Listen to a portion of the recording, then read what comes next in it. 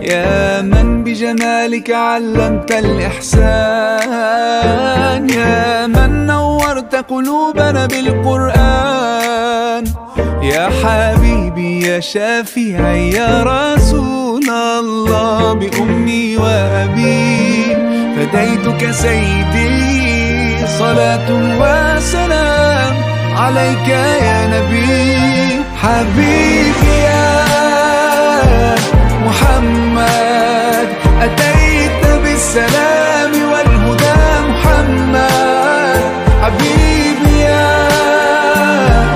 محمد يا رحمة للعالمين يا محمد. Assalamualaikum warahmatullahi wabarakatuh.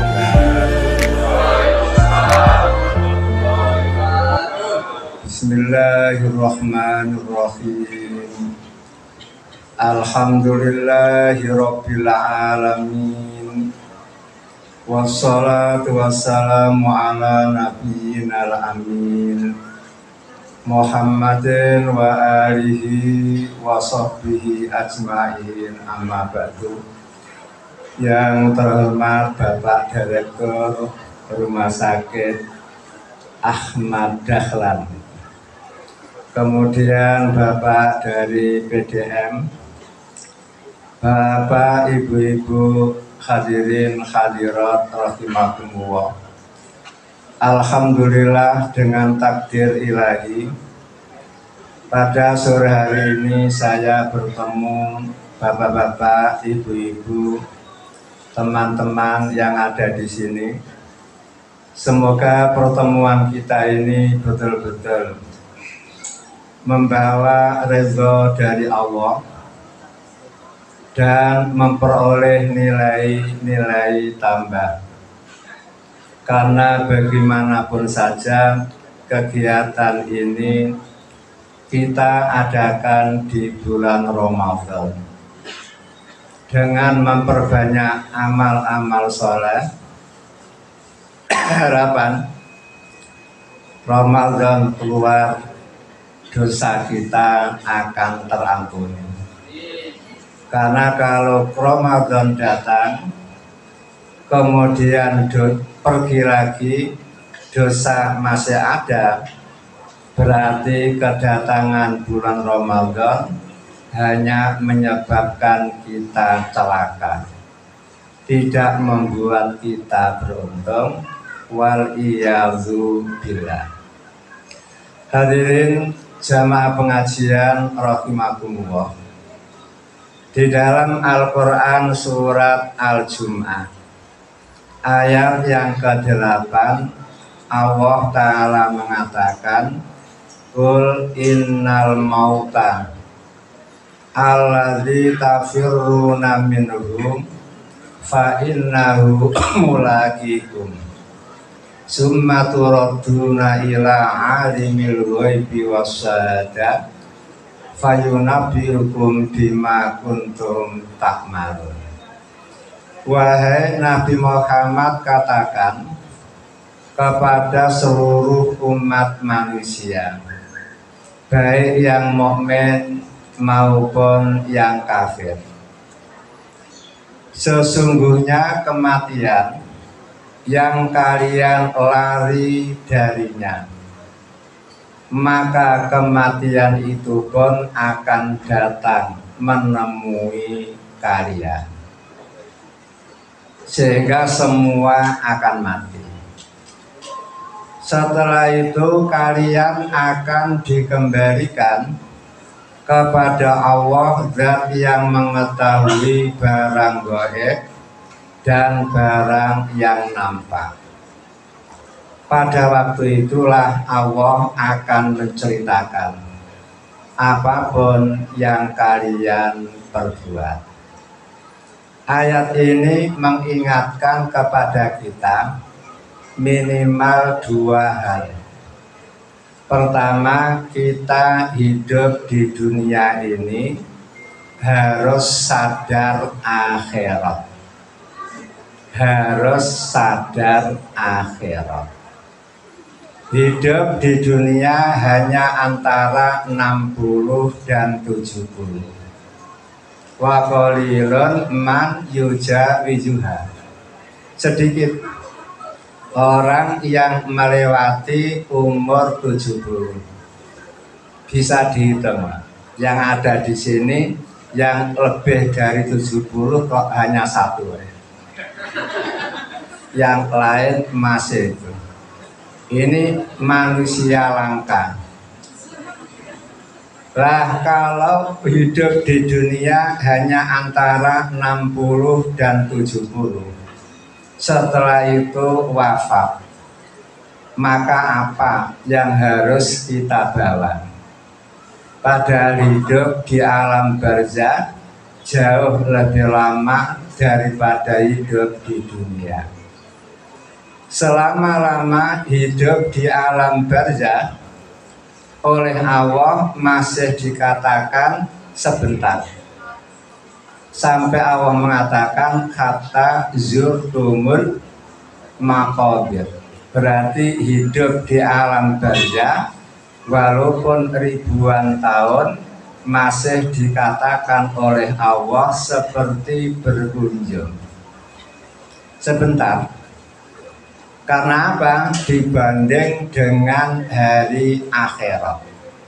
Karena hari akhirat adalah fa inna yauman inda rabbika ka'alfi sanatin mimma ta'udun.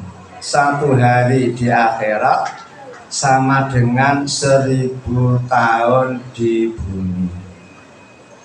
Siapa dari panjenengan yang dulu ambil jurusan IPA? Angkat kaki.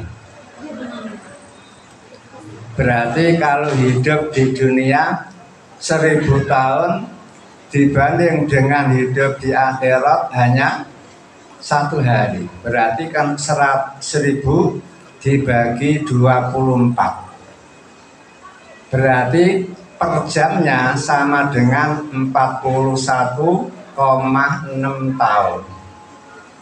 Sehingga kalau ada orang berumur 62,5, itu sama dengan hidup 1,5 jam di akhirat.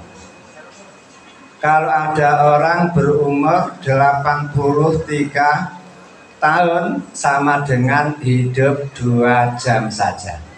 Berarti kan sangat amat sebentar. Makanya panjenengan hidup harus sadar akhirat. Kemudian yang kedua, dari ayat tersebut mengingatkan kepada kita bahwa kita hidup ini harus sadar pertanggungjawaban besok di akhirat. Karena fayunabbi'ukum bima kuntum ta'malun, apapun yang sekarang panjenengan perbuat maka akan dijelaskan oleh Allah, kemudian akan dimintai pertanggungjawaban. Mulai dari panjenengan balik sampai wafat, apapun yang panjenengan kerjakan, dan walaupun pada waktu itu panjenengan sudah lupa semuanya, Allah akan mengungkap kembali sehingga panjenengan sadar. Oh iya, aku dulu pernah berbuat itu, aku dulu pernah berbuat begitu, dan lain sebagainya. Lah setelah panjenengan sadar akhirat dan sadar pertanggungjawaban besok di akhirat, silahkan fal tatafawwalu al kasba.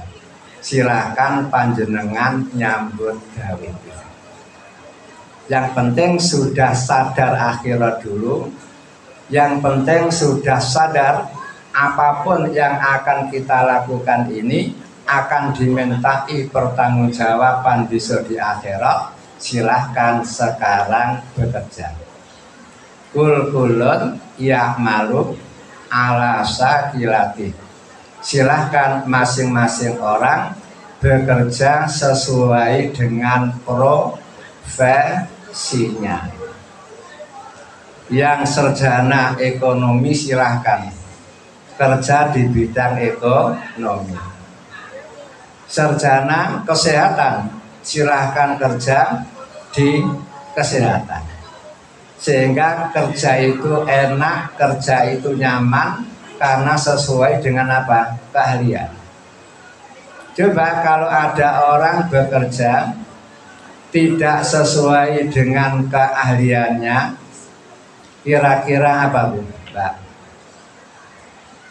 Mengetek apa? Iya, apa besar sama ketek itu? Lah kalau ada orang kerja tapi terpaksa, itu pasti terhinggap 3 macam penyakit itu. Di antaranya apa? Diabetesnya itu meninggi. Ditambah 2 lagi penyakit. Tanyakan kepada Mbak Dokter, Pak Dokter. Namun ingat, Nabi Muhammad memuji kepada panjenengan. Yang mau bekerja dipuji oleh Nabi Muhammad, yang punya semangat kerja dipuji oleh Nabi Muhammad. Sehingga Nabi Muhammad mengatakan, Inna wa yuhibbul abda al-muqtarifah. Sesungguhnya Allah itu jatuh cinta kepada manusia yang punya semangat kerja tinggi. Berarti kalau ada orang punya semangat kerja yang tinggi, itu sangat amat dicintai oleh Allah. Mafhum mukhalafahnya, Allah benci kepada kebayan suwal amoh, mangan doyan nyambut gawe moh, itu sangat amat dibenci. Karena panjenengan punya semangat kerja yang tinggi, berarti Allah cinta. Karena Allah cinta, Allah akan memberi imbalan. Apa imbalannya? Kata Nabi Muhammad, man amsakalan min amaliyadihi amsa maghfuron lahu. Barang siapa di sore hari dalam keadaan lelah letih karena habis bekerja, maka di sore hari itu pula dosa-dosa kecil dia diampuni oleh Allah. Seneng apa seneng? Sore hari dalam keadaan lelah letih karena habis bekerja, lah kok di sore hari itu Allah mengampuni dosa-dosa kecil panjenengan. Gaji tiap bulan dapat dan masih dapat apa Pak? Pengampunan dosa tiap hari. Makanya panjenengan kalau kerja itu jangan milih yang enteng-enteng, milih sing abot-abot. Semakin lelah, semakin banyak nilai pahala panjenengan. Semakin lelah, semakin payah, dosa-dosa panjenengan akan semakin banyak diampuni oleh Allah Ta'ala. Kerja yang punya nilai dicintai oleh Allah, kerja yang punya nilai apa tadi Pak?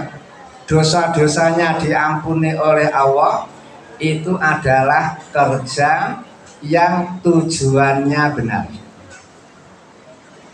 Kalau tujuannya salah, tidak ada manfaat, tidak akan dicintai oleh Allah, juga tidak akan diampuni dosa-dosanya. Kerja baru ada nilai ibadah, kerja baru ada nilai dicintai oleh Allah, baru diampuni dosa-dosanya apabila ketika dia bekerja niatnya itu benar. Kerja baru dikatakan benar niatnya pertama bila dia bekerja untuk memenuhi kebutuhan diri pribadi. Ini untuk jenengan yang masih single-single itu, dan tidak menggantungkan orang lain, agar tidak menjadi beban orang lain. Kemudian panjenengan cancut tali wondo nyambut gawe agar hidup terpenuhi, tidak sampai minta-minta kepada orang lain. Karena hukum meminta dalam pandangan Islam bagaimana Pak? Wajib apa sunnah apa makruh? Jawaban Pak, minta itu jawabannya haram. Jadi minta-minta itu hukumnya haram, kecuali memenuhi syarat. Yang boleh meminta itu hanya 1 dari 3. Pertama, orang yang memikul beban berat sehingga tidak mampu diatasi sendiri, baru boleh minta-minta. Yang kedua, orang yang terkena musibah sehingga harta kekayaannya habis, maka dia boleh untuk minta-minta.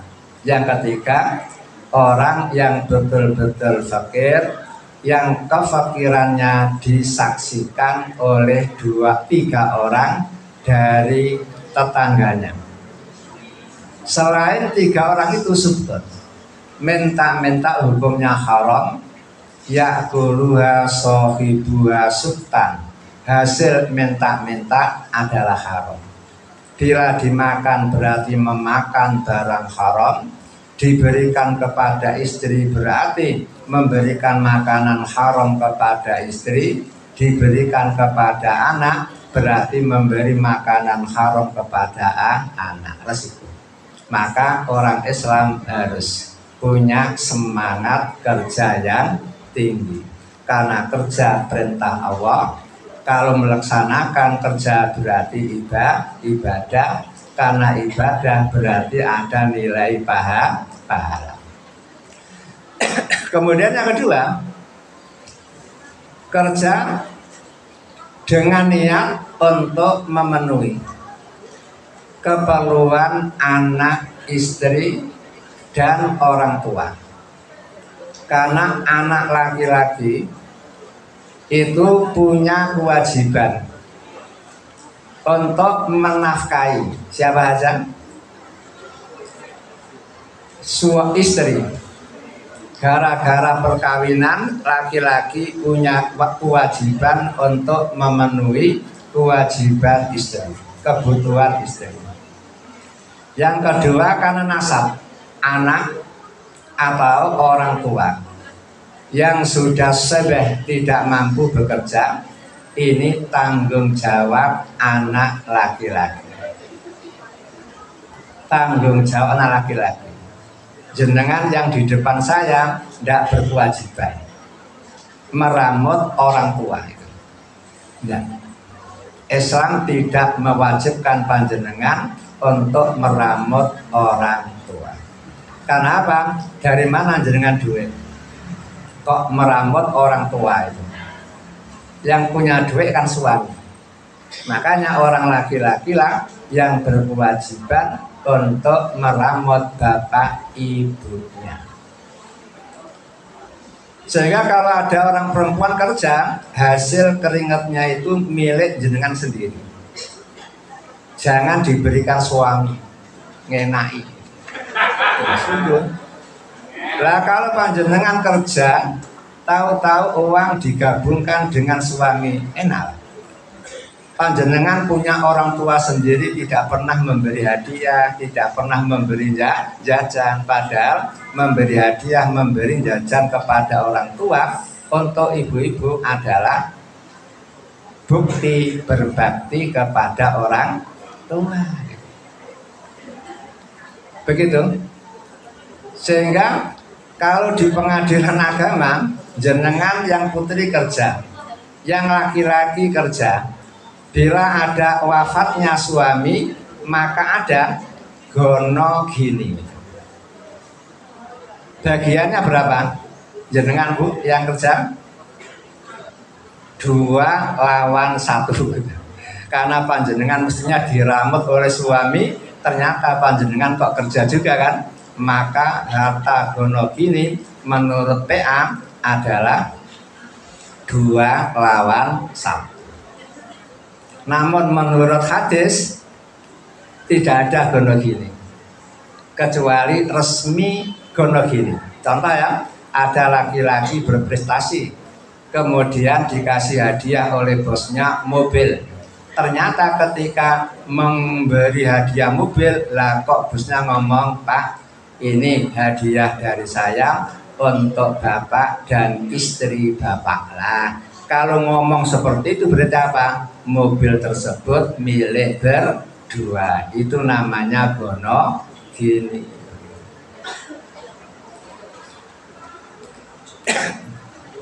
Kemudian yang berikutnya, bekerja untuk membantu tetangga-tetangga yang fuqara dan masakin. Kalau ada orang Islam bekerja kemudian tujuannya untuk membantu tetangga-tetangga fuqara dan masakin, itulah kerja yang ada nilai ibadah. Sehingga Nabi Muhammad berkata, barang siapa mencari ekonomi untuk memenuhi kebutuhan dirinya, istrinya, anak-anaknya, orang tuanya, dan bila punya kelebihan disalurkan kepada fuqara dan masakin, maka besok pada hari kiamat ketika dia ketemu kepada Allah, wajhuhu kal qamari lailatal badri, wajah dia seperti rembulan bulan purnama. Bisa jangan membayangkan wajah dia seperti rembulan bulan purnama, berarti berseri-seri, senyum. Mengapa senyum? Karena kerja sudah dapat gaji tiap bulan, ternyata dapat hadiah penghargaan dari Allah Ta'ala yang luar biasa. Makanya wajahnya berseri-seri.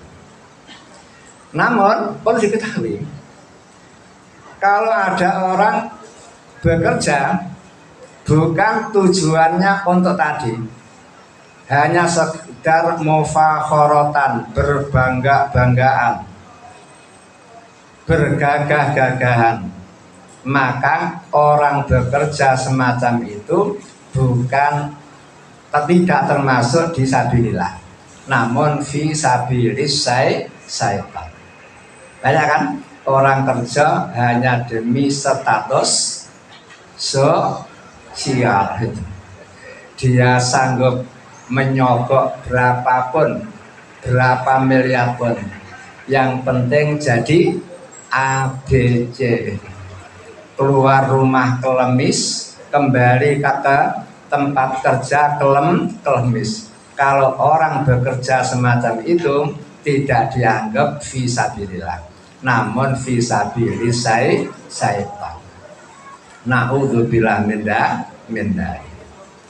Kemudian ditambahkan, di samping Nabi Muhammad itu sangat senang kepada orang-orang yang punya semangat kerja, dan orang bekerja seperti itu tadi kehebatannya, Nabi Muhammad pun memberi contoh. Apa yang diberikan oleh Nabi? Ternyata Nabi Muhammad itu orang yang paling cinta kepada umatnya, orang yang paling menaruh perhatian kepada umatnya, orang yang paling lembut terhadap umatnya. Sebagai contoh, di dalam Al-Quran Allah mengatakan, fabima rahmatin minallah lintalahu walau kunta faddan ghalidhal qalbi lam faddu min hawlik. Sebab rahmat dari Allah, kamu wahai Nabi Muhammad memiliki sifat lemah lembut. Bayangkan, Nabi Muhammad memiliki sifat lemah lembut. Apa komentar Allah? Seandainya kamu bersikap keras, kasar, yakin anak buahmu akan kabur semuanya, satu persatu mengundurkan diri. Bangkrut kan akhirnya. Padahal kalau jenengan perhatikan ayat itu turun karena apa? Karena kekalahan perang Uhud. Ketika perang Uhud, Nabi Muhammad mengangkat 50 orang tentara ahli manah, diberi tugas untuk menjaga pos Gunung Uhud. Mereka dipesan oleh Nabi tidak boleh turun meninggalkan pos, baik menang maupun kalah, sebelum ada perintah dari Nabi. Mereka sudah ngomong sami'na wa ata'na, kami dengar dan kami taati. Akhirnya terjadilah perang, gerobyokan pertama masa Allah, orang kafir kececeran, kemudian kabur, harta benda mereka tinggal. Sehingga orang Islam sebagian ada yang mengejar mereka, sebagian yang lain mengambil harta-harta mereka yang tercecer. Lah pada waktu itulah ahli-ahli panah yang ngepos di Bukit Uhud terjadi pertengkaran. Yuk kita turun, jangan. Nabi Muhammad melarang sebelum ada perintah dari Nabi. Kata yang lain, kita sudah menang. Kalau kita tetap berada di sini, kita tidak dapat bagian apapun. Akhirnya mereka turun. Gara-gara mereka turun, ngerebut harta kekayaan orang kafir yang terjajar, akhirnya Khalid dan pasukannya, yang waktu itu Khalid masih kafir, langsung kembali menempati Bukit Uhud. Setelah Khalid dan pasukannya berada di atas Bukit Uhud, langsung menyerang. Masa Allah orang Islam gerundung jatuh, sampai Nabi Muhammad pun hampir mati. Kena panah bertubi-tubi, kena lemparan batu bertubi-tubi, bahkan sahabat yang mati di sekitar kaki Nabi sebanyak 7. Untung waktu itu ada 2 orang yang kebal panah itu. Pertama Ali bin Abi Thalib, mantunya Nabi sendiri. Yang kedua Abu Dujana. Nabi terkapar, Ali tidur di atas tubuh Nabi, Abu Dujana tidur di sebelah Nabi. Sehingga di punggung Ali, paha Ali mancep 70 anak panah. Abu Dujana malah rotok dari betis sampai pundak, penuh dengan anak panah. Namun dia ngomong, Bi, tenang Bi, saya sudah biasa terkena panah. Walaupun saya tidak kebal seperti uang Kediri, gak mempan palune pandai, disuduk mantuk-mantuk, dibedil malah mecicil, ditembak malah laka, dipedang malah ndaplang. Ternyata para sahabat pun dipanah kena. Lah setelah itu Pak, 70 orang Islam gugur, termasuk paman Nabi Muhammad yang bernama Hamzah. Akhirnya Nabi menyuruh Ali memanggil tentara Islam yang kabur. Setelah dipanggil dan kembali, lalu Nabi mengadakan serangan balasan. Akhirnya orang kafir mundur, lalu kabur. Selesai perang Uhud. Kira-kira jenengan begitu mengambil tindakan apa? Perang yang asalnya menang orang Islam jadi kalah, dan yang mati tidak sedikit, 70. dan Nabi Muhammad sendiri pun hampir mati. Siapa yang salah? Ahli panah yang tidak taat komando. Bayangkan, coba umpama tentara zaman sekarang kira-kira yang melanggar diapakan, Pak? Diketaki apa? Diperateli jabatannya apa? Dimasukkan penjara? Ternyata Nabi Muhammad tidak. Nabi Muhammad biasa. Tahu itu adalah qadarullah wa ma syaa fa'ala. Semua itu takdir Allah. Apapun yang sudah ditakdirkan oleh Allah pasti terjadi. Ringan apa enteng? Berapa banyak orang stres gara-gara apa? Mikir mobilnya hilang. Yang diingat mobil saja, dia lupa. Allah mengatakan fadkurullaha kasiro. Yang harus diingat itu Allah, jangan mobil. Kalau ingat mobil bisa stres. Kalau ingat Allah, hati menjadi tenang, gitu kan? Maka Nabi Muhammad dah melupakan itu semuanya. Nabi memaafkan dan tidak ditegur sama sekali. Walaupun Nabi tidak menegur, tentara Islam pun sudah sadar. Gara-gara kesalahan mereka terjadilah kekalahan. Lah, inilah namanya apa? Sifat empati Nabi Muhammad terhadap tentaranya.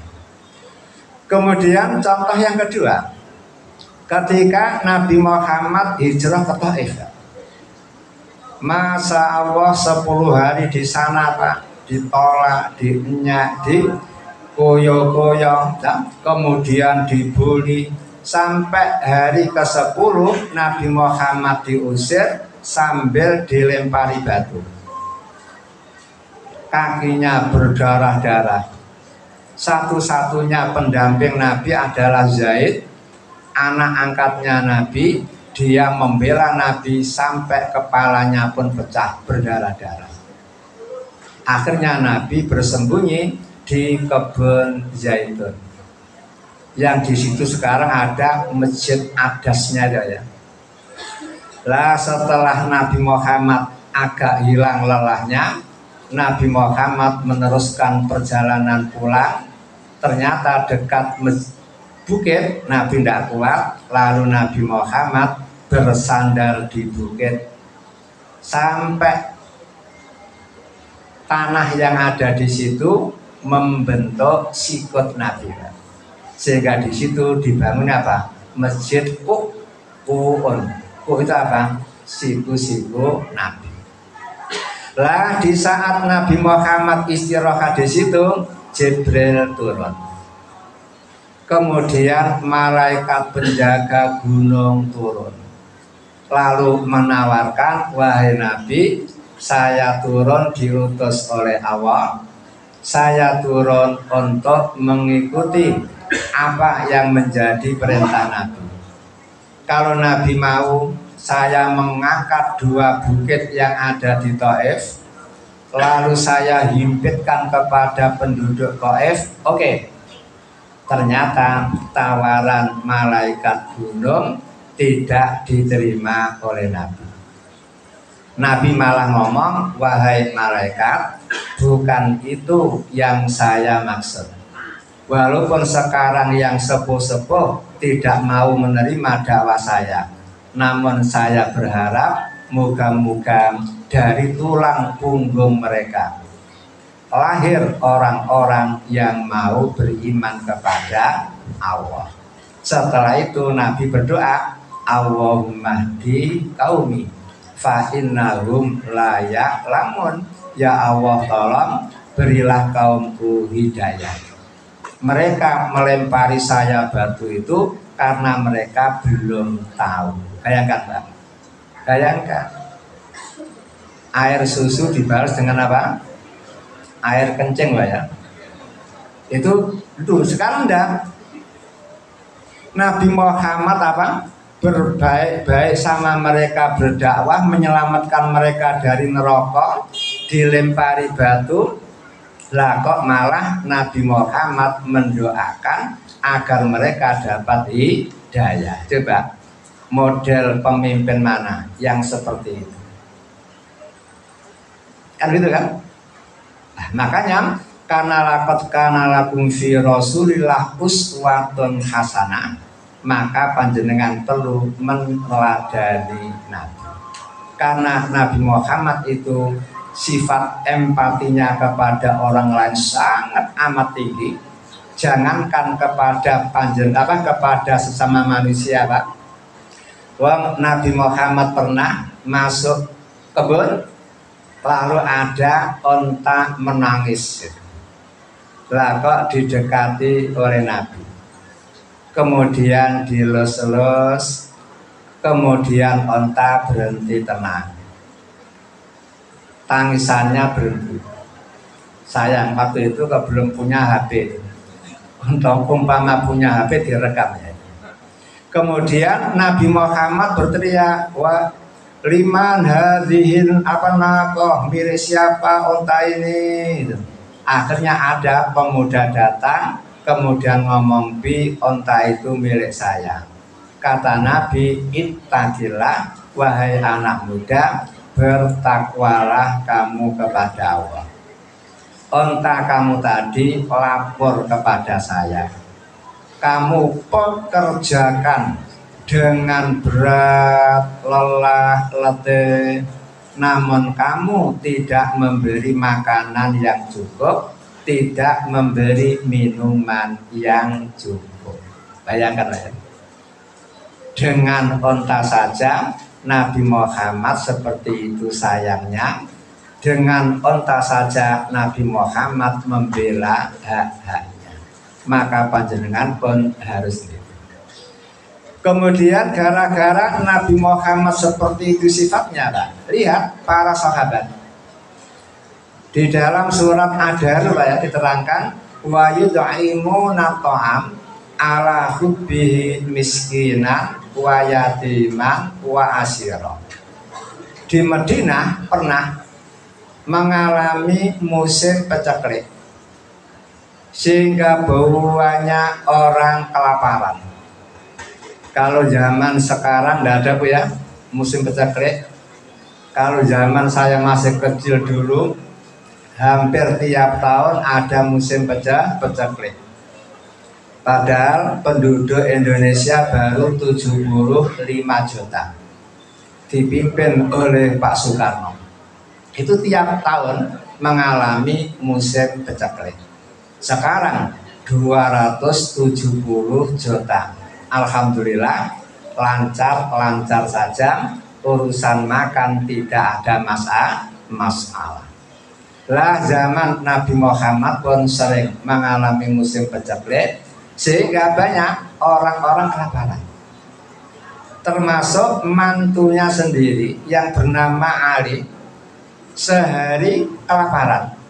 Istrinya yang bernama Fatimah kelaparan. Anaknya Hasan Husain juga kelaparan.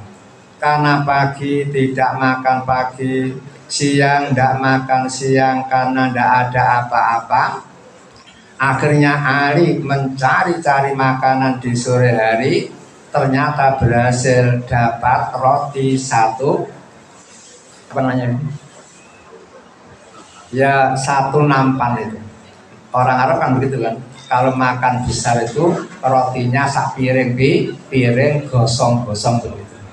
Lah setelah istrinya duduk di meja makan, anaknya duduk di meja makan, begitu roti diiris lah kok terjulur, tangan kering, kurus, hitam, gemetaran sambil mengatakan, "Tuan, kalau di hadapan Tuan adalah makanan, tolong beri aku sebagian.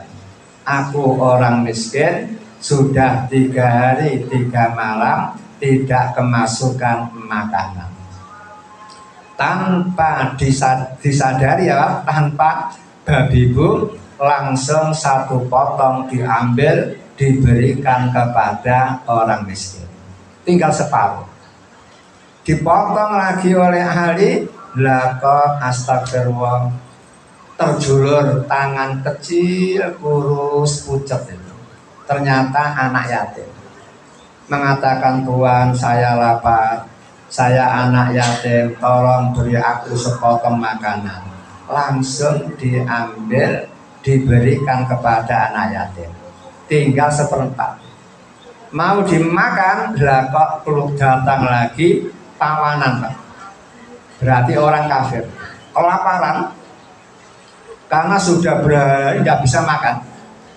Tanpa disadari, langsung roti tinggal seperempat itu pun diberikan kepada tawanan. Ali tidak jadi makan, istrinya tidak jadi makan, dua anaknya pun tidak jadi makan. Wareg kapal apa? Kira-kira wareg kapal apa? Ya wareg lah, kenapa? Seperti jenengan rindu sama kekasih. Walau ketika itu jenengan kelaparan, tahu-tahu bisa ketemu, langsung wareg sepuntan tanpa makan wareg. Ali melihat nasib mereka langsung jadi kenyang. Fatimah melihat nasib mereka langsung jadi kenyang. Namun bukan itu yang penting. Yang penting apa? Langit geger. Langit geger itu. Karena apa? Apa yang dilakukan oleh Ali, Fatimah dan dua anaknya membuat para malaikat nonton sinetron Ikatan Cinta. Bayangkan itu, semua nonton. Kagum, kok ada makhluk sehebat itu. Cintanya kepada orang lain mengalahkan dirinya sendiri, mengalahkan istri, mengalahkan anak. Kasih sayangnya kepada orang lain seperti itu. Sampai semua malaikat nonton itu. Akhirnya Allah jawel Jibril. Jibril, turun Jibril. Sampaikan ayatku ini kepada Nabi Muhammad. Turunlah Jibril menyampaikan ayat wa yud'imuna ta'am ala hubbihi miskinan wa yatiman wa asira. Bayangkan. Ketika Nabi Muhammad kedatangan itu, Nabi Muhammad terbengong-bengong. Sopo ya? Ini orang Kediri apa orang Ahmad Dahlan? Kok sampai dipuji-puji oleh Allah semacam ini? Ternyata usut punya usut, lah kok mantunya sendiri, anaknya sendiri. Berarti sinetron yang lakukan oleh Ali dan Fatimah membuat penghuni langit geger semua. Menunjukkan betapa rindunya mereka. Ini karena apa? Sifat kasih sayang kepada orang fakir miskin. Nah, kalau para sahabat saja seperti itu, panjenengan harus meniru sifat-sifat mereka. Kalau panjenengan bekerja sudah dapat pahala, dosa panjenengan sudah diampuni, gaji tiap bulan pun dapat, kan sudah lumayan itu. Lebih-lebih kalau panjenengan bisa menambah lagi apa? Sifat empati. Bisa merasakan penderitaan orang lain. Itu malah luar biasa. Kalau sifat empati itu panjenengan miliki, maka panjenengan akan memperoleh bonus dari Allah Ta'ala. Apa bonusnya? Pertama, panjenengan akan dapat cinta kasih dari Allah. Dalilnya, irhamu man fil ard yarhamkum man fis sama. Wahai orang Islam, miliki sifat kasih sayang terhadap orang-orang yang ada di dunia ini. Yakin malaikat akan sayang kepada panjenengan, Allah pun akan sayang kepada panjenengan. Itu bonus pertama. Bonus yang kedua, panjenengan akan memperoleh bantuan. Bantuan langsung dari Allah. Walaupun umpama gaji tetap, umpama THR gak metu gitu. Tapi tetap Allah akan membantu dengan cara lain. Mengapa? Karena Nabi mengatakan wallahu fi aunil abdi maka anal abdu fi auni akhi. Allah itu selalu akan membantu hambanya selama hamba mau membantu saudara-saudaranya. Tidak percaya, tanyakan kepada Bapak Ibu. Karena membantu anak yatim, Allah pun membantu beliau. Sehingga terus saja donatur itu apa? Mengalir, bahkan lebih. Coba panitia pembangunan masjid, itu kan membantu agama Allah. Maka Allah pun membantu dia, sehingga dia diberi kemudahan oleh Allah untuk mendapatkan dana, sehingga anggaran miliaran pun bisa terpenuhi. Itu janji. Nah, panjenengan ya begitu.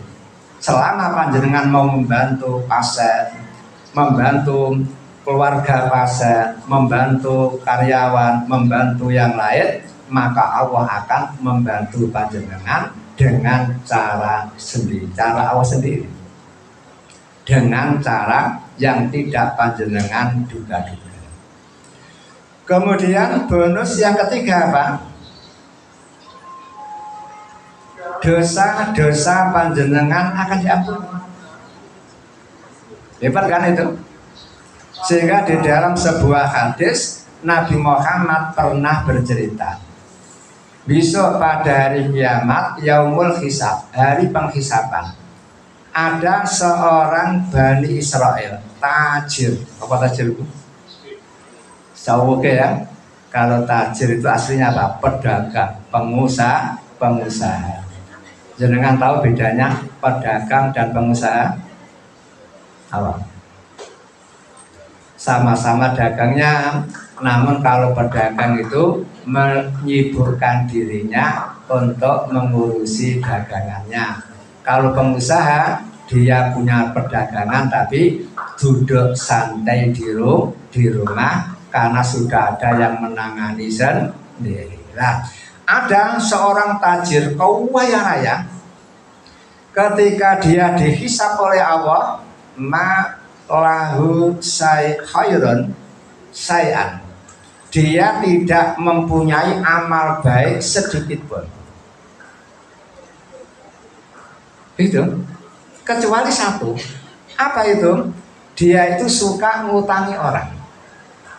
Setiap ada orang utang selalu dikasih majanan gratis, itu tidak ada bunga. Kan enak ya? Itu namanya apa? Qardhon hasanan, hutangan yang bagus. Itu utang tanpa ada bunga sedikit pun.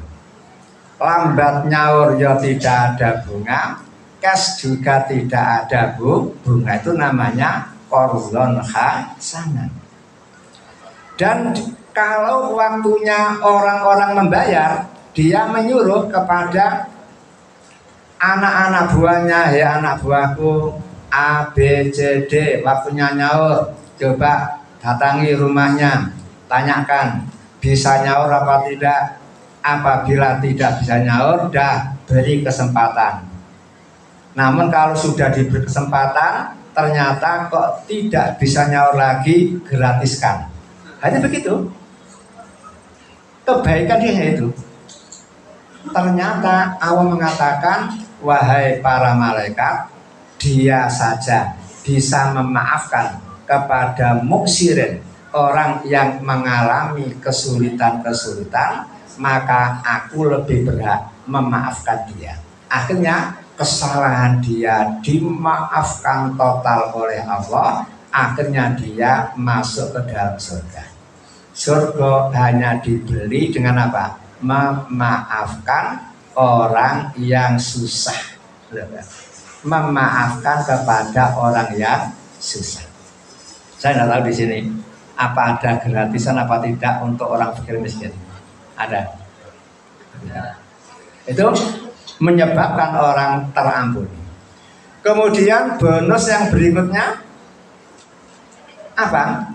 Suap orang yang punya sifat seperti tadi, kasih sayang, perhatian kepada orang yang tidak punya empati kepada mereka, maka besok pada hari kiamat bila dia datang menghadap Allah, kemudian menghadapi kesulitan-kesulitan di hari akhir, maka kesulitan itu akan dihilangkan oleh Allah. Nabi Muhammad mengatakan man farraja li muslimin qurbatan min qurabi yaumil dunya farrajahu wa qurbatan min qurabi yaumil qiyamah. Siapa yang mau menghilangkan kesempitan, kesulitan, keberatan orang Islam di dunia ini, maka Allah akan menghilangkan kesulitan-kesulitan dia besok pada hari akhirat. Coba, hadiah apa itu? Apa ada hadiah yang terbaik melebihi itu? Tidak ada. Ini merupakan hadiah langsung dari Allah. Inilah yang harus panjenengan cari. Fabidzalika falyatanafasil mutanafisun. Dalam urusan akhirat panjenengan perlu berlomba. Dalam urusan dunia tidak perlu berlomba, cukup berjalan biasa. Tahu ya? Di dalile wasari'u ila maghfiratin. Dalam urusan maghfirah perlu cepat-cepat. Wasabiqu ila maghfiratin. Urusan maghfirah perlu berlomba. Famsu apa itu? Fasa'au ila dzikrillah. Urusan Jumatan perlu berjalan cepat. Namun dalam urusan ekonomi dalam urusan ekonomi cukup famsu fi manaki biha, berjalanlah biasa. Karena apa? Di dalam urusan dunia panjenengan lari atau melaku biasa, rezeki sudah pancet. Sebelum panjenengan lahir sudah ditulis rezeki panjenengan. Panjenengan cari dengan cepat-cepat ya segitu, cari dengan santai ya begitu, dicari dengan cara halal ya begitu, dicari dengan korupsi ya tetap segitu. Mencari rezeki dengan cara haram tidak bisa menambah jatah rezekinya.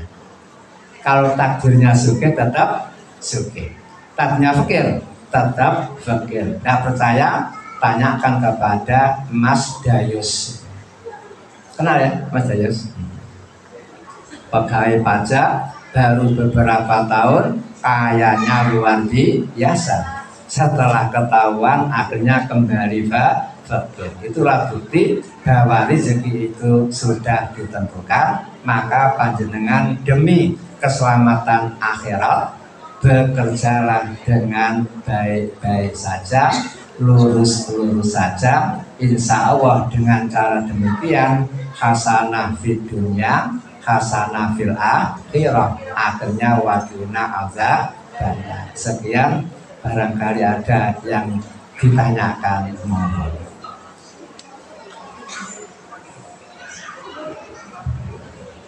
Ya, monggo silakan teman-teman. Kalau ada yang ingin bertanya, nanti sudah bertugas dari panitia. Nah, ini silakan Bu Soimah, ini Ketua Pimpinan Daerah Siang dari Monggo. Assalamualaikum warahmatullahi wabarakatuh. Waalaikumsalam. Kami ingin menanyakan, tadi Bapak mengatakan kalau meminta hukumnya haram. Ya mungkin di kami atau di yang lain pernah mengalami hal tersebut. Dalam hal ini adalah organisasi. Kemudian sebuah organisasi minta ke sumber uang, entah itu miliknya masyarakat, entah itu miliknya negara atau miliknya swasta tapi besar. Setelah meminta itu, uang itu diberikan kepada misalnya anak yatim, fakir miskin, janda, orang bijak. Bagaimanakah hukumnya juga? Mohon untuk penjelasan. Langsung.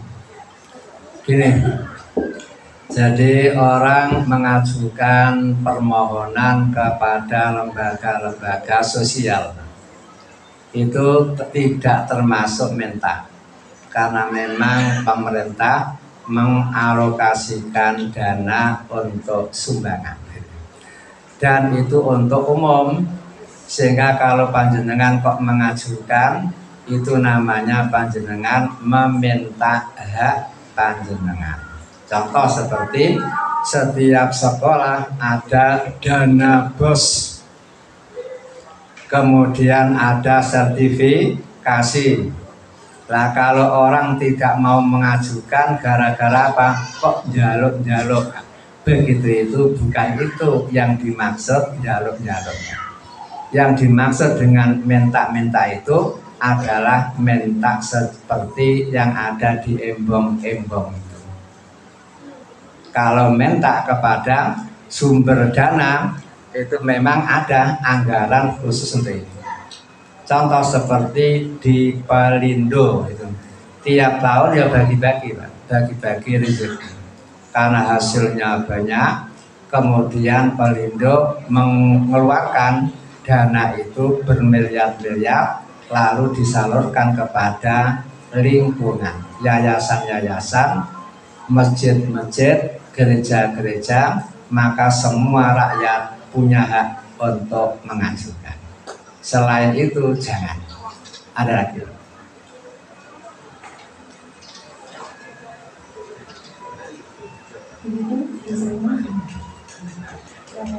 Ada lagi? Silakan. Kayaknya dari tadi nyimpan gitu kan. Ada sudah menunggu momen ini Pak Ustadz. Iya. Banyak di sini yang mau ditanyakan. Monggo silakan Dok. Assalamualaikum warahmatullahi wabarakatuh. Saya ditunjuk Sulma enggak ini Pak Ustadz? Mungkin yang ingin saya tanyakan adalah terima kasih atas tausiahnya sudah begitu panjang lebar.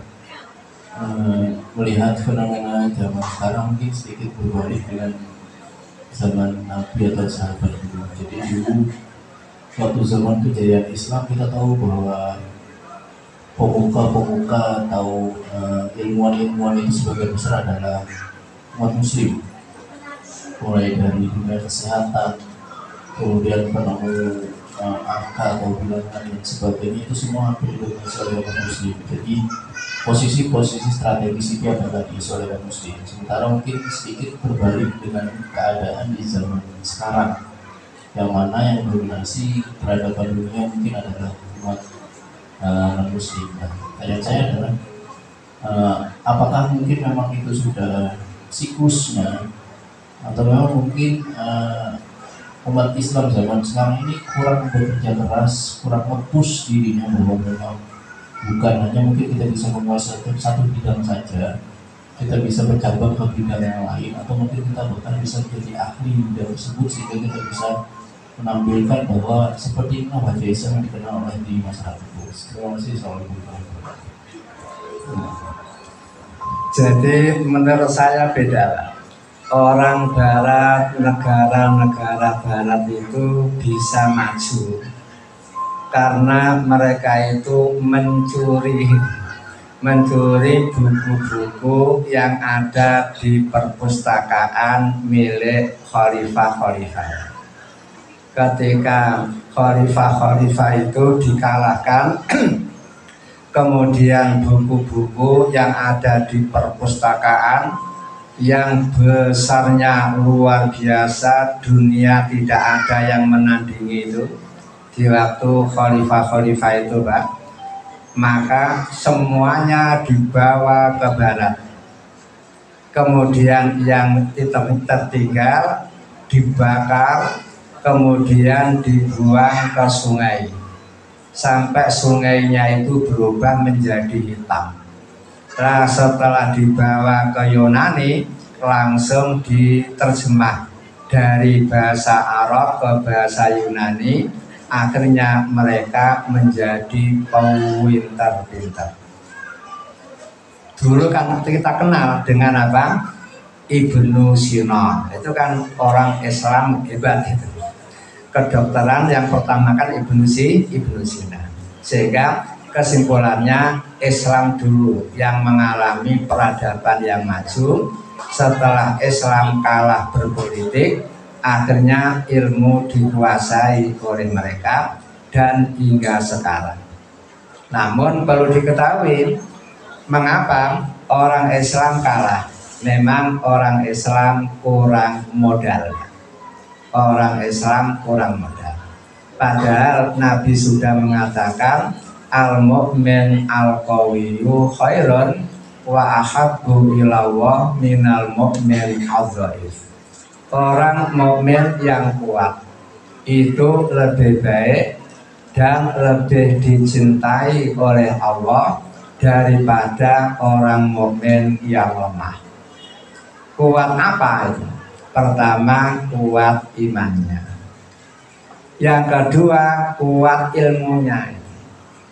Kuat ilmunya. Gara-gara orang mukmin kuat ilmunya, maka menjadi orang terbaik dan orang yang sangat dicintai oleh Allah.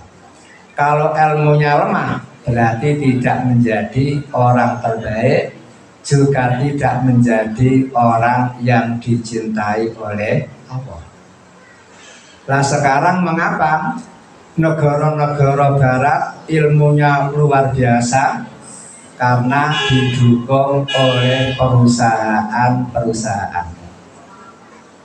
Para mahasiswa yang ada di sana rata-rata mempunyai ide-ide apapun, langsung dibuatkan proposal. Kemudian disetorkan ke pabrik-pabrik, lalu dikaji oleh profesor. Ide-ide mahasiswa ini kira-kira berhasil apa ora gitu.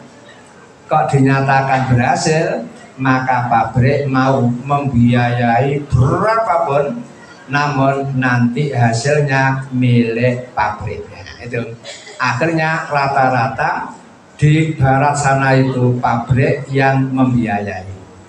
Sementara di Indonesia yang dibiayai akademi dangdut, bukan keilmuan. Ya itu masalahnya. Sementara IAIN dananya terbatas. IAIN satu negara lah itu. Dibandingkan dengan universitas negeri itu dananya hampir sama kan? Jadi kalau begitu mana mungkin bisa apa? Bisa maju kalau tidak ada yang mendanai. Makanya silahkan panjenengan dilanjutkan.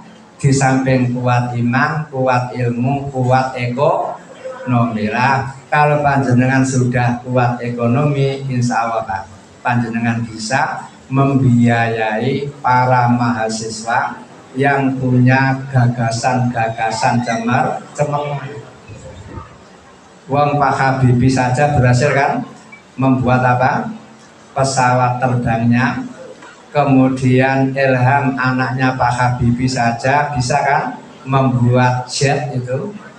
Namun karena tidak dikangguk nih ya, di kuyo-kuyo Pak ya. Padahal dia kerja di Indonesia, berapa gajinya? Sedikit. Ditawari oleh Malaysia dengan gaji beribu-ribu persen lebih tinggi, nggak mau gitu. Namun di Indonesia malah tidak dihargai. Jadi memang ada unsur politiknya. Mengapa orang Islam Indonesia banyak yang lemah? Ada lagi Pak? Ada lagi? Oh, Mas Indra tadi mau tanya ya. Monggo silakan Mas Indra.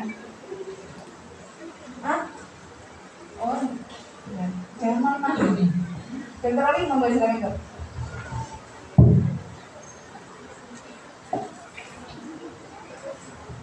Bismillahirrahmanirrahim. Assalamualaikum warahmatullahi wabarakatuh. Terima kasih Ustaz atas ilmu yang diberikan tadi.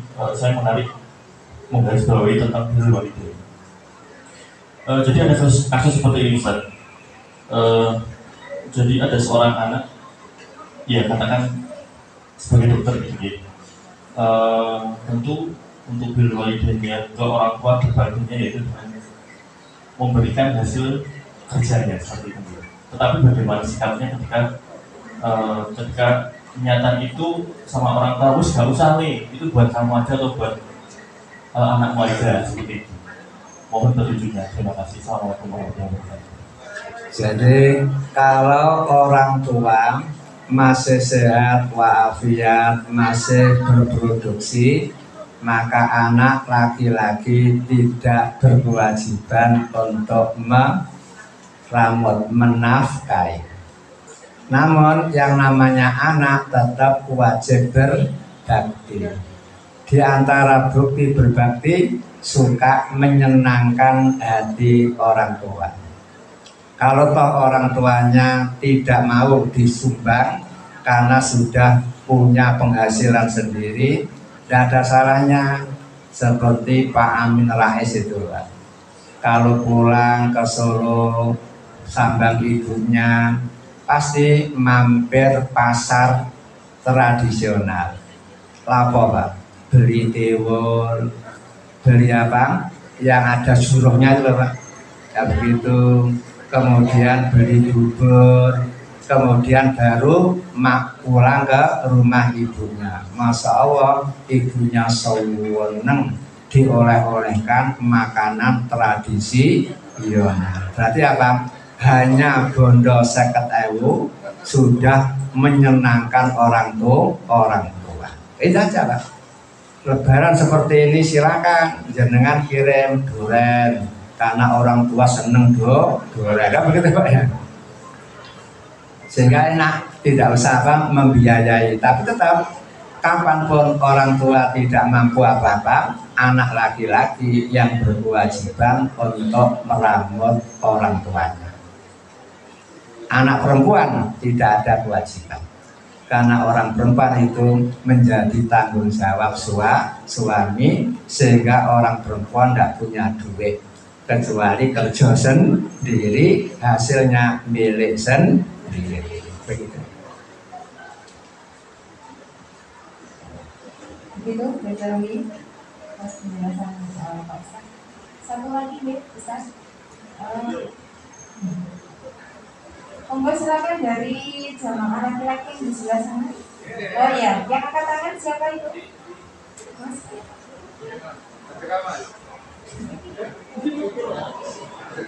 Sebentar ya, sampai dulu ditahan dulu.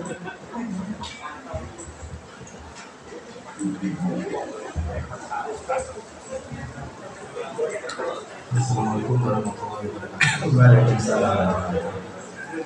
Terkait menafkahi orang tua kewajiban anak laki-laki.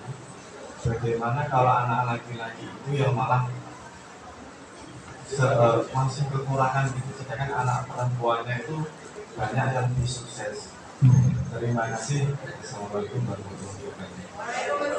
Jadi anak laki-laki berkewajiban untuk menafkahi orang tuanya yang sudah sebeh, tidak berdaya.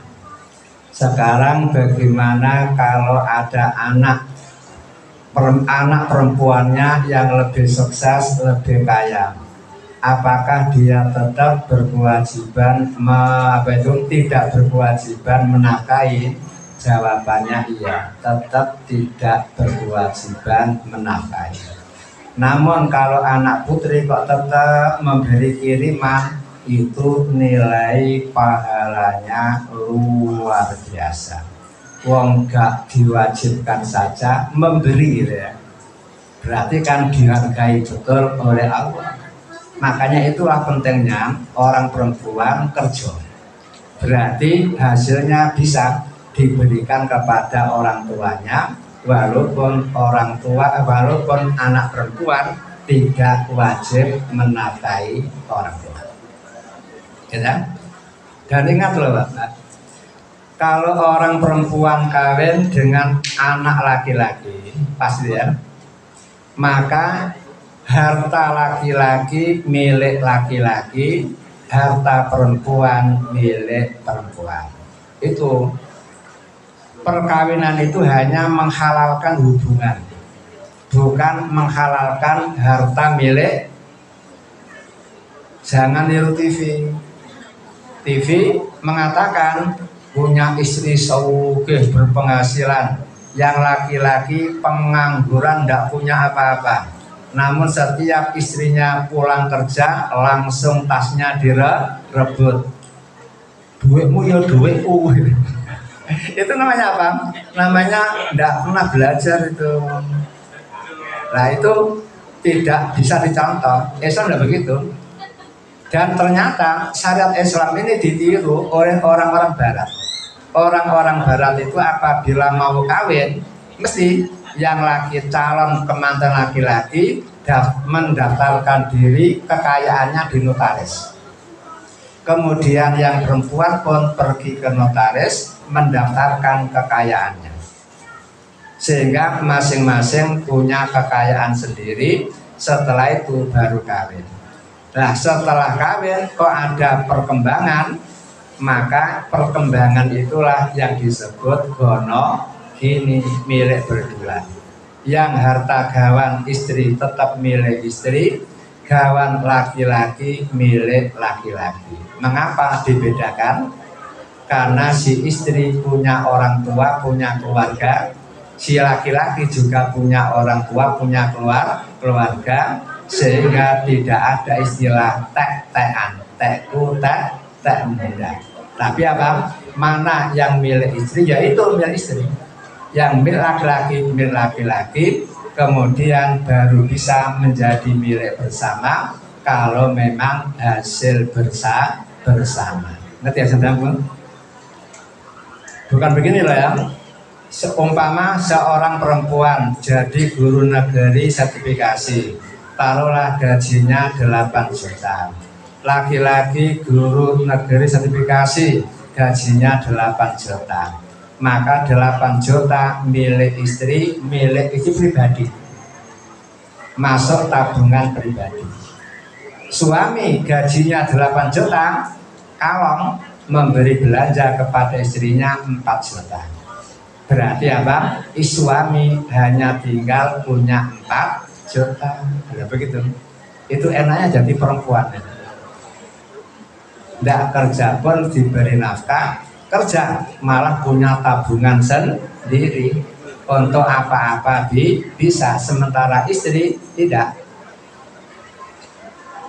Makanya laki-laki harus pinter nyambut gawe, cari duit yang akeh. Dan apa yang menjadi hasil suami, milik suami, untuk istri cukup diberi nafkah. Bila punya anak, anaknya cukup diberi nafkah. Ada lagi? Terima kasih. Sekian dulu. Assalamualaikum warahmatullahi wabarakatuh. يا من بجمالك علمت الإحسان، يا من نورت قلوبنا بالقرآن، يا حبيبي يا شافعي يا رسول الله، بأمي وأبي فديتك سيدي، صلاة وسلام عليك يا نبي، حبيبي يا محمد.